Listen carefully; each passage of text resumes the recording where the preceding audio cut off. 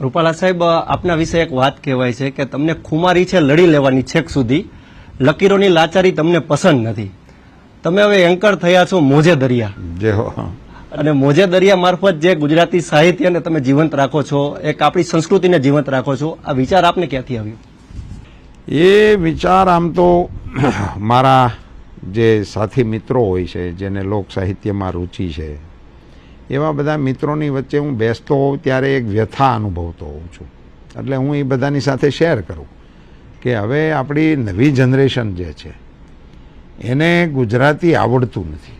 નવા બાળકો મીડિયમ ઇંગ્લિશમાં દાખલ થાય છે મોટાભાગના, અને એને પછી ગુજરાતી જ આવડતું નથી, અને એની સંખ્યા વધતી જાય છે. તો એ એક ગુજરાતી તરીકે આપણા સૌ માટે મોટો પડકાર છે એવું હું પોતે માનું છું. એટલે આવા વિષયો હું મૂક્યા રાખતો હોઉં. એમાંથી પછી કીધું ભાઈ આપણે એને માટે આમનામ અરણ્ય રુદન જ કર્યા રાખવું કે એને માટે કશું કરવું જોઈએ. તો એને માટે કરી શું શકાય?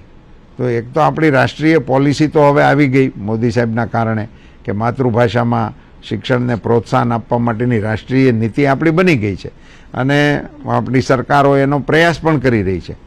પણ હવે જે અંતર પડી ગયું છે એને પૂર્તિ કરવા માટે, ગુજરાતી ભાષાને નવી પેઢી પ્રેમ કરે એને માટે કાર્યક્રમો આપવા હોય તો કેવા આપવા જોઈએ, કેવી રીતે આપવા જોઈએ, એમાંથી એ લોકોએ સજેશન કર્યું કે આ નવો વર્ગ જે છે, નવી પેઢી છે, યુવા વર્ગ છે, એ મોટે ભાગે યુટ્યુબ ઉપર હોય છે. એની એ રુચિનો વિષય છે ને એમાં એને ખૂબ રસ પડે છે. એટલે એ આખો દિવસ એની અંદર રચા પચા રહેતા હોય છે. તો એના માધ્યમ થકી આપણે એને ગુજરાતી ભાષા તરફ પ્રેમ થાય એને માટેના કાર્યક્રમો હું મોજે દરિયાના માધ્યમથી આપણા લબ્ધ પ્રતિષ્ઠિત સાહિત્યકારોની સાથે કરવાનો મેં પ્રયાસ શરૂ કર્યો છે. એને હું આગળ પણ ચલાવતો રહીશ.